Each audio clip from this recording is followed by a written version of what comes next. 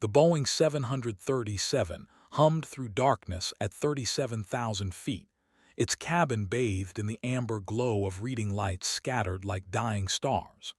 Most passengers slept, heads tilted against windows or buried in airline pillows that smelled of industrial detergent and broken dreams. In row 12, seat C, Lieutenant Commander Maverick Raven Castellanos had found the kind of sleep that only came after 72 hours of consciousness and 3 consecutive combat sorties over the South China Sea. Her weathered flight jacket hung loose over civilian clothes, the worn leather telling stories her personnel file kept classified. Dark hair escaped from a messy bun, framing a face that had seen too much sky and not enough ground.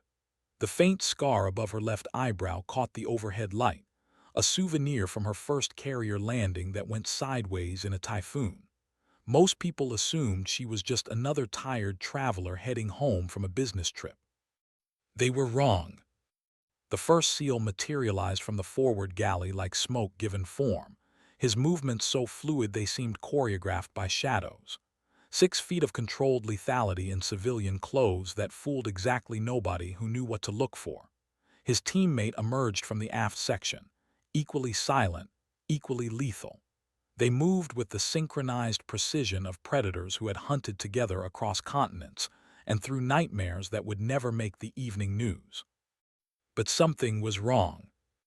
Instead of the smooth execution of whatever black operation had brought them aboard Flight 447, both operators simply stopped.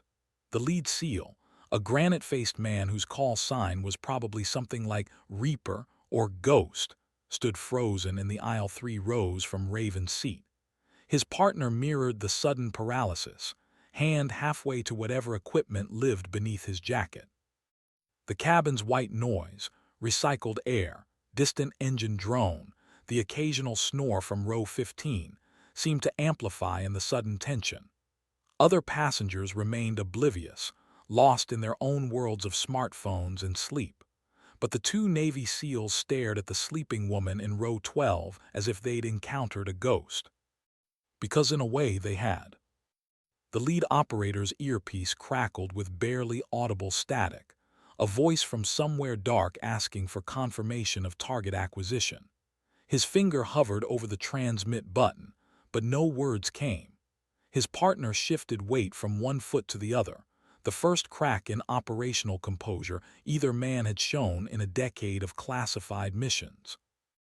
Whatever they'd been told about the passenger in seat 12C, whatever intelligence had put them on this flight with orders that came from offices so buried in Pentagon subbasements they didn't officially exist, none of it had prepared them for this moment. Because Raven Castellanos wasn't just sleeping. She was dreaming of the day she'd saved their lives. The Boeing continued its relentless push through darkness, carrying secrets that could reshape everything 3 governments thought they knew about the woman who'd become a legend before she turned 30. In 12 minutes, those secrets would wake up. And when they did, the carefully constructed lie that was Flight 447 would shatter like aircraft glass under enemy fire. The man with granite features finally found his voice, whispering into his comms with the reverence usually reserved for churches and cemeteries. "Control, we have a problem." The night sky stretched endlessly beyond the cabin windows, stars bearing silent witness to a reunion that had been inevitable since the moment a young pilot had made an impossible choice above the Strait of Hormuz 18 months ago. Some debts, the darkness seemed to whisper, could never truly be repaid. They could only be remembered. And Raven Castellanos was about to remember everything. Her eyes opened to meet theirs across the dimly lit cabin, and the world held its breath. The hunt was over. The reckoning had begun. And somewhere in the spaces between sleeping and waking, between memory and nightmare, the truth waited like a loaded weapon in steady hands. Nothing would ever be the same. The gentle turbulence that had been rocking the aircraft suddenly smoothed, as if the sky itself was clearing the stage for whatever came next. In row 12, the woman they'd come to find was no longer sleeping. Her dark eyes reflected the cabin lights like polished obsidian, and when she spoke, her voice carried the weight of decisions made in milliseconds while traveling at Mach 2 through hostile airspace.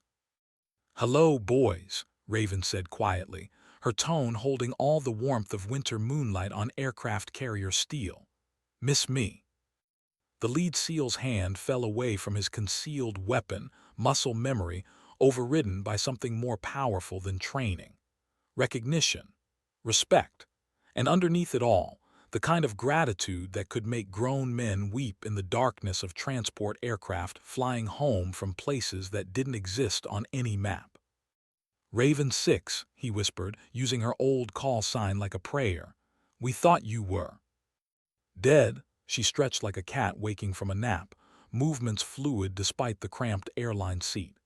"Yeah, I got that memo.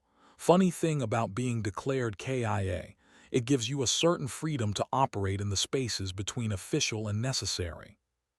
The second SEAL stepped closer, his own professional composure cracking to reveal something almost vulnerable. "Ma'am, we're going to need you to come with us." Raven's laugh was soft but carried the sharp edge of someone who'd been underestimated once too often. "Oh, sweetheart, you're not taking me anywhere I don't want to go. But I'll tell you what." She glanced at her watch, a battered Omega Seamaster that had survived 3 ejections and 2 classified incidents that officially never happened. "We've got about 30 minutes until this bird touches down in Seattle. Plenty of time for you to explain why 2 of the Navy's finest are babysitting a dead woman on a commercial flight." The aircraft's engines shifted pitch almost imperceptibly, beginning the long descent that would bring them back to Earth, back to a world where legends were supposed to stay buried and heroes were supposed to know their place. But some stories refused to stay in their graves, especially when they wore the face of a woman who'd learned to fly by studying the spaces between lightning and thunder. Outside, the Pacific Northwest coast began to emerge from darkness, city lights scattered like fallen stars across the landscape below. Inside the cabin, 3 warriors who'd seen too much and survived too little sat in the uncomfortable silence of shared secrets and unspoken truths. The reckoning was just beginning. Dawn was still hours away, but Raven could smell it coming like smoke on the wind. Some battles, she'd learned, were worth dying for. Others were worth living for. The trick was knowing the difference before you had to make the choice. And Raven Castellano had always been very good at making choices. The Boeing's descent continued, carrying them all toward whatever waited in the darkness below. But for the first time in 18 months, the woman in row 12 wasn't running from her past. She was flying straight toward it, eyes wide open, with the kind of smile that made enemy pilots pray for mechanical failure rather than face her in a fair fight. Some ghosts, it turned out, were harder to kill than others. The lead SEAL cleared his throat and settled into the empty seat beside her, a gesture that spoke volumes about the shift in operational dynamics. His partner remained standing, maintaining overwatch but no longer treating her as a threat to be contained. The transformation was subtle but significant, predators recognizing an apex predator, professionals acknowledging a legend. "Callahan," the seated operator said, offering his real name like a peace treaty. "Master Chief Petty Officer Jack Callahan, this is Rodriguez." He nodded toward his partner. "We've been looking for you for 8 months. Raven studied his face, nodding the lines that came from squinting through rifle scopes and the particular pallor that marked men who spent their lives in places where sunlight was a luxury. "And you found me taking a nap on United Flight 447. Your intel guys must be proud." "Actually," Rodriguez spoke for the first time, his voice carrying a slight accent that suggested roots somewhere south of the border, "we found you because you wanted us to. Nobody just disappears after Operation Blackbird and then surfaces on a commercial flight without a reason." The mention of Blackbird sent a visible ripple through Raven's composure, the first crack in her armor since she'd opened her eyes. For just a moment, the carefully maintained facade slipped, revealing something raw and wounded beneath. Then it was gone, replaced by the impenetrable mask that had made her legendary in certain classified circles. "Blackbird's over," she said quietly. "Has been for 18 months. Some operations don't get happy endings, Chief. They just get endings." Callahan leaned forward, lowering his voice to match the intimacy of confessional. "3 of my boys made it home because of what you did over the strait. Rodriguez here was one of them. They're alive because you chose to burn your career instead of abandoning your mission." The aircraft shuddered slightly as it hit an air pocket, a reminder that they were still suspended between earth and sky, between past and future. Raven's eyes drifted to the window, watching navigation lights blink against the darkness like Morse code signals from a dying star. "I made a choice," she said, her reflection ghost-like in the aircraft window. "Turns out the Navy doesn't appreciate pilots who disobey direct orders, even when those orders would have gotten good people killed. Especially when those pilots are women who have already ruffled too many feathers in too many briefing rooms." The unspoken weight of institutional bias hung in the recycled air between them. Rodriguez shifted his stance, hands clenching and unclenching, a tell that marked him as someone who'd seen injustice up close and personal. Callahan's jaw tightened almost imperceptibly, the kind of micro-expression that came from years of watching politics override good sense. "The admiral who hung you out to dry," Callahan continued, "Admiral Hendricks, he's dead. Massive heart attack 3 weeks ago. Natural causes officially." Raven's eyes snapped back from the window, suddenly alert. "Unofficially." "Unofficially, someone's been cleaning house. 7 officers who were involved in the Blackbird cover-up have died in the last 6 months. All natural causes, all very convenient timing." Rodriguez moved to the window seat across the aisle, completing a triangle of conversation that isolated them from the other passengers. "We think someone's settling old scores." The implications hung in the air like ordnance waiting to detonate. Raven processed the information with the speed that had made her one of the Navy's youngest Top Gun instructors before politics and pride had burned her career to ash. 7 deaths.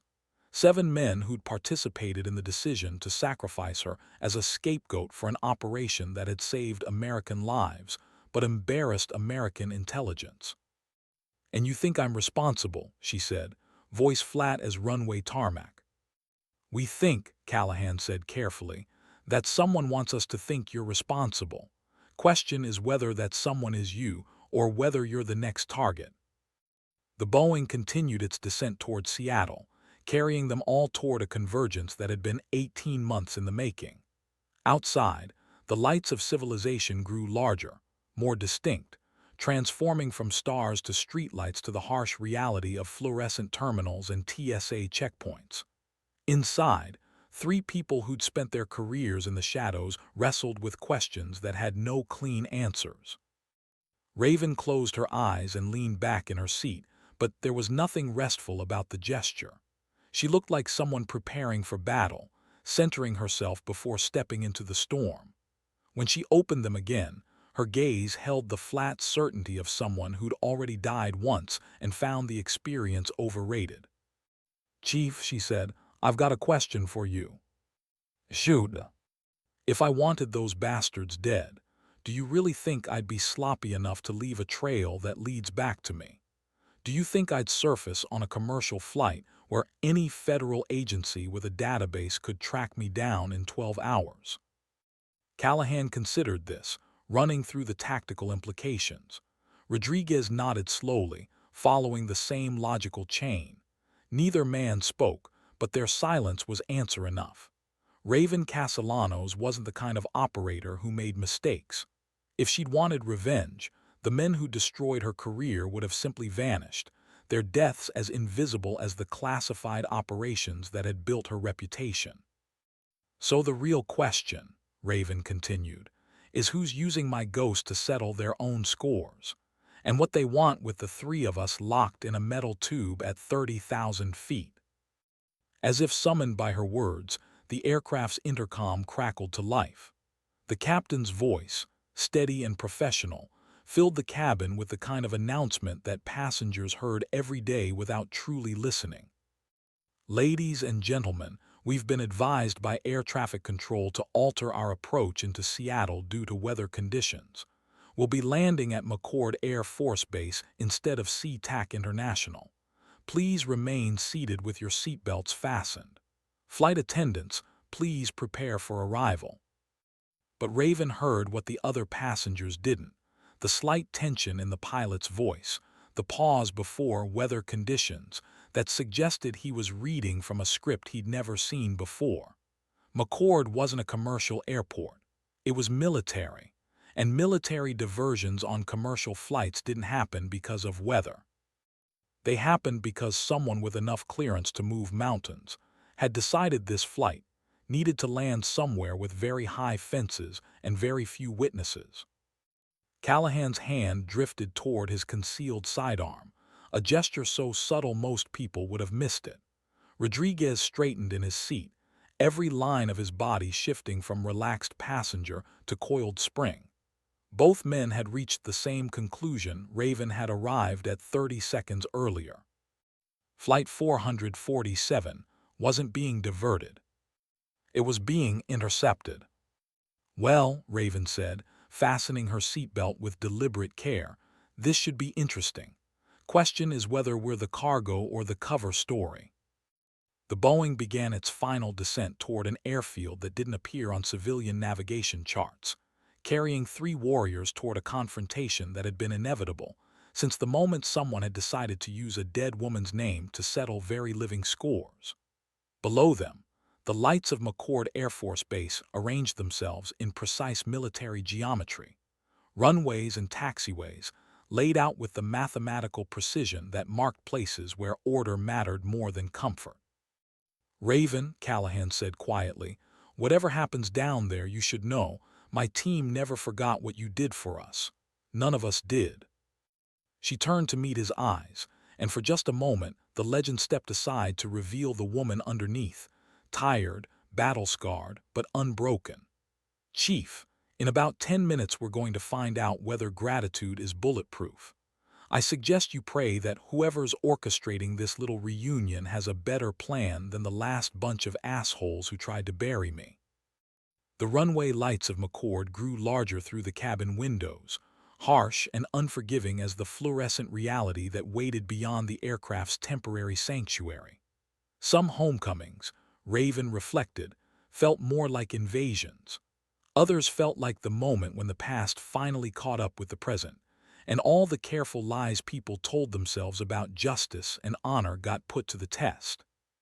Flight 447 touched down with a jolt that rattled teeth and reminded everyone aboard that gravity was still the most honest force in the universe.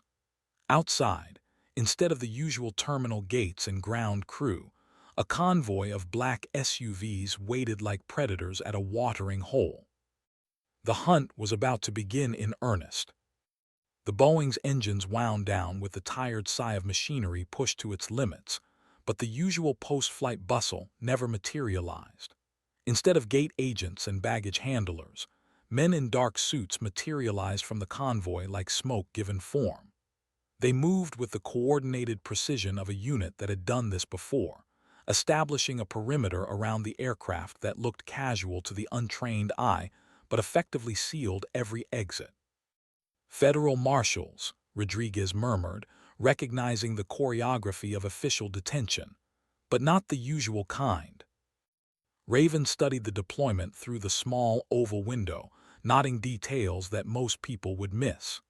The SUVs were positioned wrong for a standard arrest, too spread out, too many angles covered. This wasn't about taking prisoners. This was about ensuring that whatever happened next happened without witnesses. "Those aren't marshals," she said quietly. "They're cleanup crew." The flight attendants began their standard deplaning announcements, but their voices carried the false brightness of people who'd been briefed on something they didn't understand. Passengers started gathering their carry-on luggage with the weary efficiency of travelers who just wanted to get home, completely oblivious to the fact that they'd become unwitting extras in someone else's classified operation. Callahan's earpiece crackled with encrypted communications, voices from his chain of command painting a picture that made his expression darken by degrees. Rodriguez leaned closer, catching fragments of conversation that weren't meant for civilian ears. Both men's professional composure began showing hairline cracks as whatever they were hearing failed to match their expectations. "Control is saying this is a joint operation," Callahan whispered, voice tight with confusion. "DEA, FBI, some alphabet soup agency I've never heard of. They're calling it a high-value asset recovery." "Recovery," Raven repeated, tasting the word like poison. "Not arrest, not detention. Recovery." She unfastened her seatbelt and stood, stretching muscles that had learned to function on adrenaline and caffeine through campaigns that didn't officially exist. "Boys, I think we've been played." The first passengers began filing toward the exit, a slow procession of tired humanity shuffling toward whatever waited beyond the aircraft door. But Raven noticed what they didn't: the way certain passengers moved with too much awareness, the way their eyes tracked details that normal travelers ignored. She counted at least 4 assets scattered throughout the cabin, professionals doing their best to look like insurance salesmen and soccer moms. "The whole flight," Rodriguez breathed, the implications hitting him like a physical blow. "The whole damn flight was a setup." The man in seat 23A, who'd spent the entire flight reading Tom Clancy novels, suddenly had the focused intensity of someone receiving orders through a nearly invisible earpiece. The woman in seat 8F, who'd been typing on her laptop since takeoff, began shutting down her equipment with the methodical precision of someone securing classified materials. "Question is," Raven said, gathering her flight jacket with movements that looked casual but positioned her hands near the weapons she'd carried in places where checking baggage meant never seeing your gear again. "Are they here for me, for you two, or for all of us?" The answer came in the form of the aircraft door opening to reveal not a gate bridge, but a mobile stairway surrounded by enough firepower to stop a small invasion. The men in dark suits weren't just armed. They were equipped like people expecting serious resistance from seriously dangerous opposition. "Ladies and gentlemen," the senior flight attendant announced, her voice now openly trembling, "due to security protocols, all passengers will be processed through additional screening before continuing to your final destinations. Please have your identification ready and remain calm." But Raven was already moving, not toward the exit, but toward the aircraft's emergency systems. Her fingers found the interphone handset with the muscle memory of someone who'd spent years around aircraft that weren't always cooperative. She keyed the mic with the authority of someone used to being listened to in life-or-death situations. "Attention passengers." Her voice filled the cabin with commanding presence that cut through confusion like a blade through silk. "This is Lieutenant Commander Castellanos, United States Navy. The individuals surrounding this aircraft are not federal law enforcement. Do not comply with their instructions. Remain seated and prepare for emergency procedures." The cabin erupted in the controlled chaos that followed when people realized their routine flight had become something altogether more dangerous. Some passengers panicked. Others reached for cell phones that wouldn't work in the electronic warfare bubble that had undoubtedly been established around the aircraft. But the professionals scattered throughout the cabin began moving with lethal purpose, shedding their civilian cover like snakes shedding skin. Callahan and Rodriguez flanked Raven, forming a protective triangle that put their backs to the aircraft's galley and gave them clear fields of fire down both aisles. Their sidearms appeared in their hands with the fluid precision of men who'd drawn them in places where hesitation meant death. "Control," Callahan spoke into his comms, "we have a problem. Flight 447 is compromised. Unknown number of hostiles in the cabin, unknown force strength on the tarmac. Requesting immediate backup." The response he received made his face go white beneath his operational tan.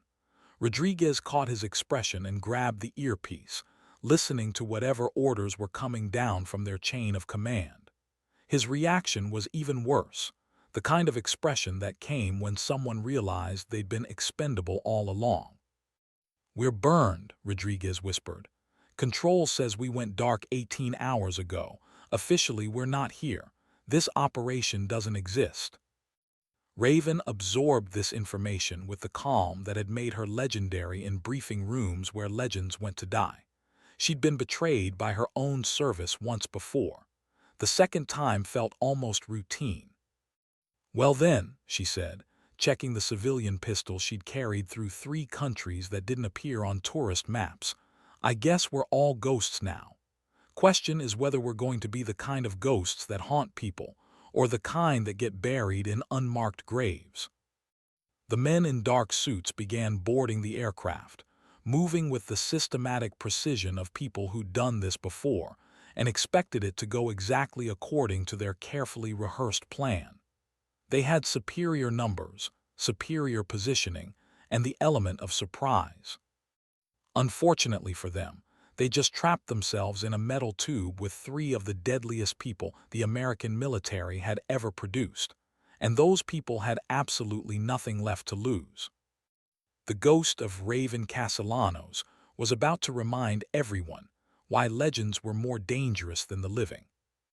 "Gentlemen," she said, chambering around with the soft mechanical click that marked the beginning of every battle worth fighting, "let's show these amateurs how professionals say goodbye."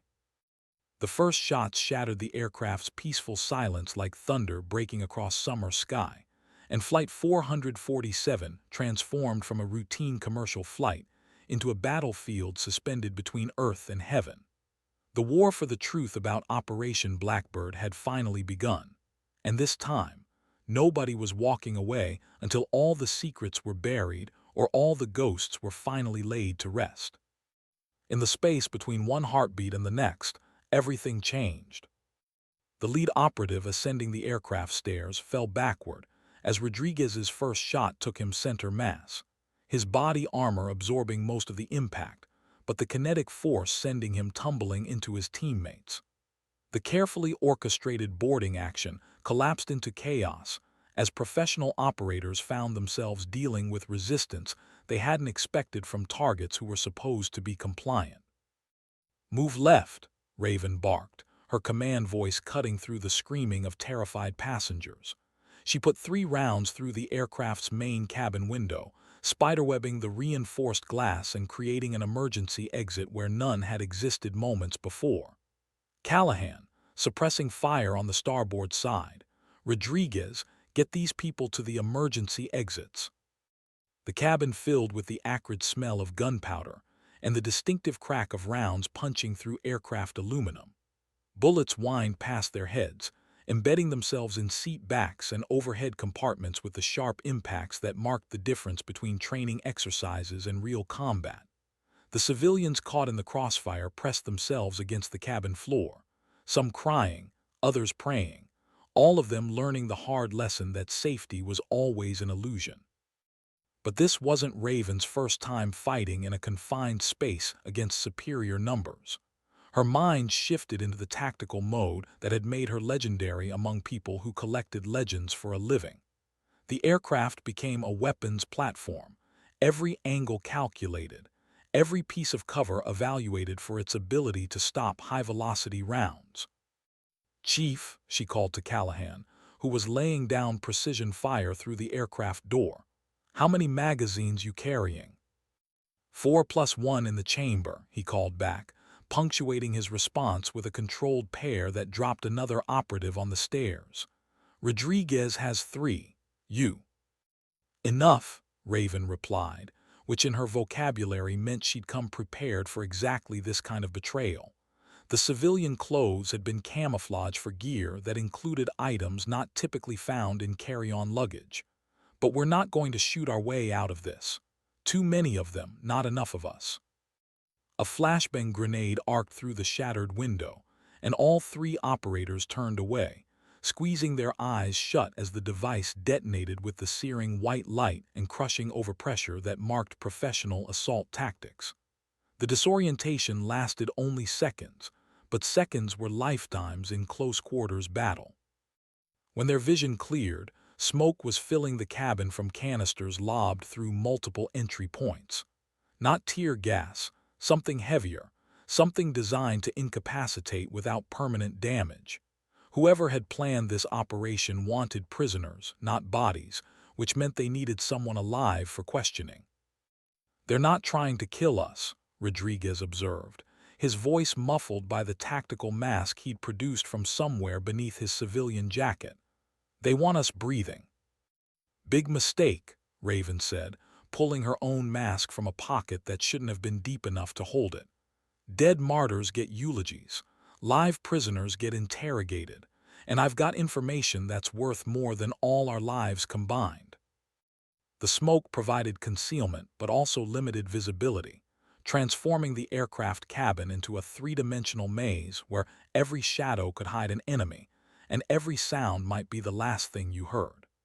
Professional operators moved through the haze like deadly ghosts, their movements coordinated through communication systems that turned individual soldiers into components of a larger tactical machine. But Raven had spent years learning to fight in conditions that would cripple normal people.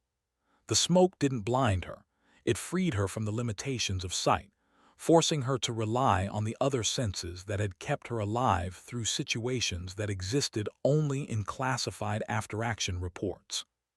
She could hear the subtle differences between friendly and enemy footsteps, smell the particular combination of cosmoline and nervous sweat that marked operators who'd been given a mission they didn't fully understand. "Aviation fuel," she whispered to her companions, indicating the maintenance panel she'd forced open with her combat knife. "This bird's got enough JP-8 in her wings to light up half the airfield. All we need is an ignition source and 30 seconds to get clear." Callahan caught the implications immediately. "You're talking about turning a commercial airliner into a fuel-air explosive. The civilian casualties alone will be zero if we do this right," Raven finished. "The passengers are already being evacuated through the forward emergency exits. By the time we blow this bird, the only people aboard will be the bastards who thought they could use her as a prison." Rodriguez moved to the starboard emergency exit, peering through the smoke at the tactical situation developing on the tarmac below. Multiple sniper positions, at least 2 full teams in Overwatch. "They've got us bracketed from every angle except—" He paused, studying something in the distance that made him smile for the first time since Seattle. "Well, I'll be damned."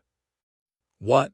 Raven demanded, still working on the fuel system with the focused intensity of someone defusing a bomb while under fire.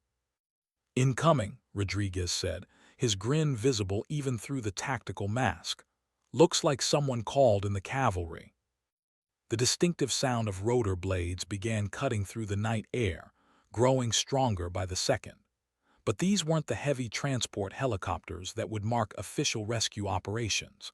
These were the lean, predatory shapes of attack aircraft, their engines wound tight with the particular scream that marked birds designed for one purpose: delivering overwhelming violence to people who richly deserved it. "Apache gunships," Callahan identified, his voice carrying the professional appreciation of someone who'd called in close air support in places where precision mattered more than politics. Someone with serious clearance just turned this from a capture operation into a target-rich environment.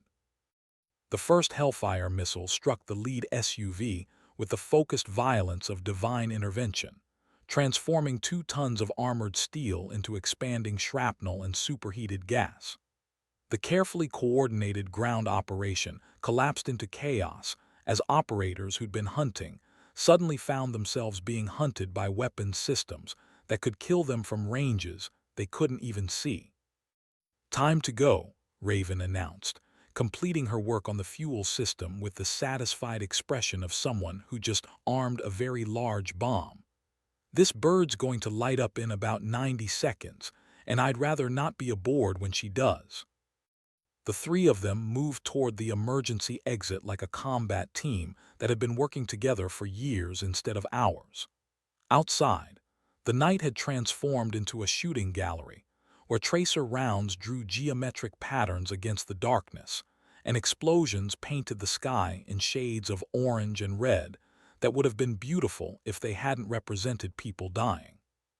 "Question is," Rodriguez said, preparing to kick out the emergency door, who called in the air support, "because last I checked, we were all officially dead." Raven paused at the threshold, looking back at the aircraft that had carried her toward this confrontation with the past she'd tried so hard to escape. Sometimes, she reflected, the only way forward was through the fire that threatened to consume everything you'd ever been.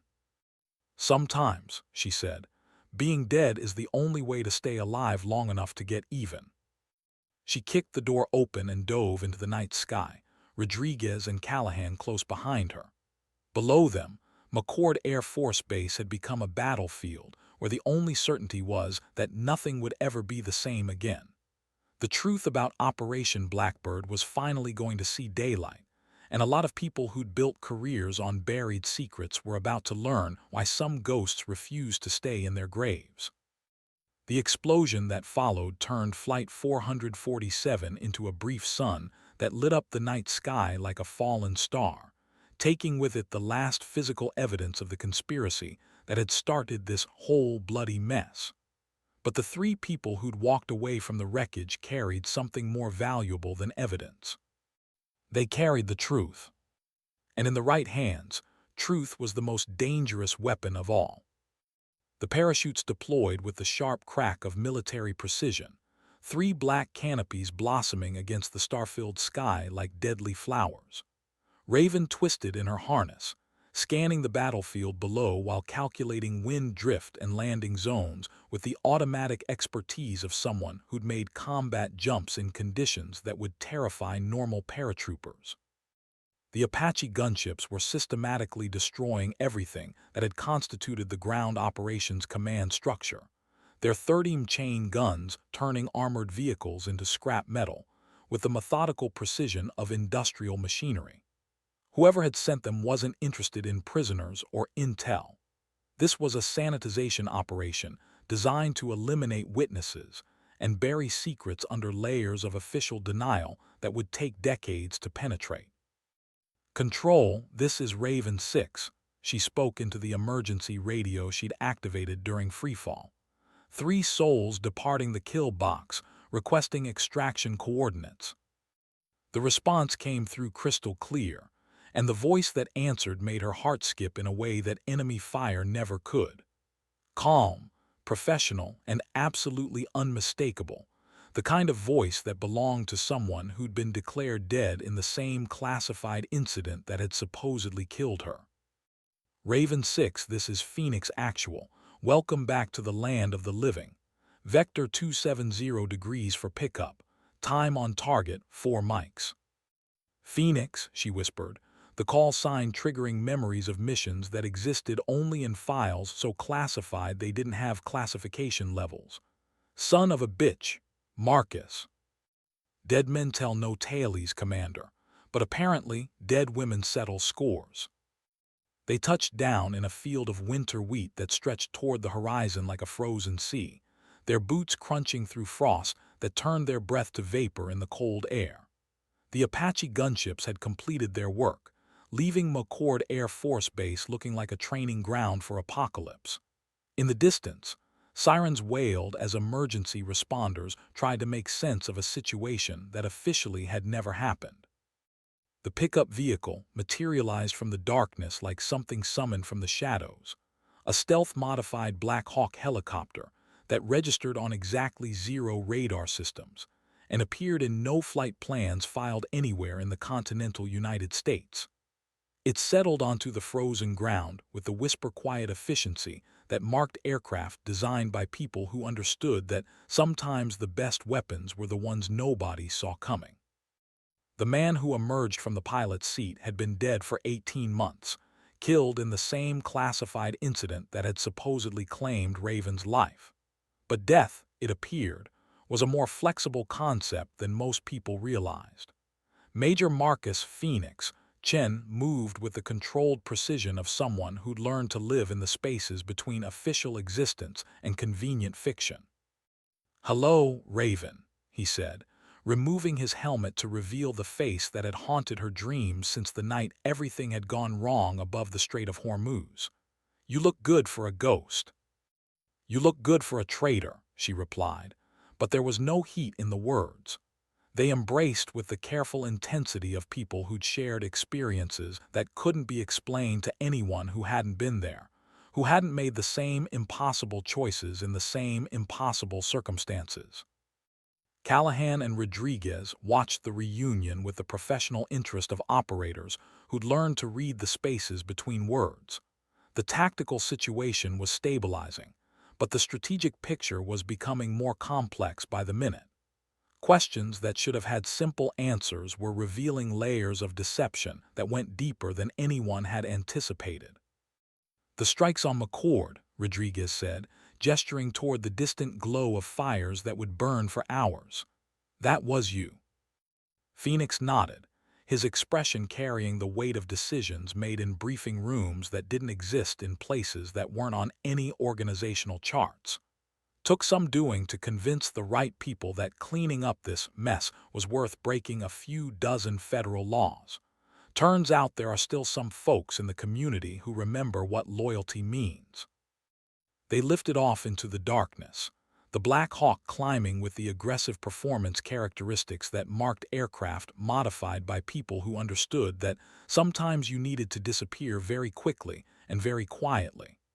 Below them, the lights of civilization faded into the general darkness of a world that contained more secrets than most people ever imagined. "The 7 dead officers," Raven said once they'd reached cruising altitude. "That was you settling scores." Phoenix's laugh was bitter as winter wind. "You always did give me too much credit for subtlety. No, that was someone else's hand."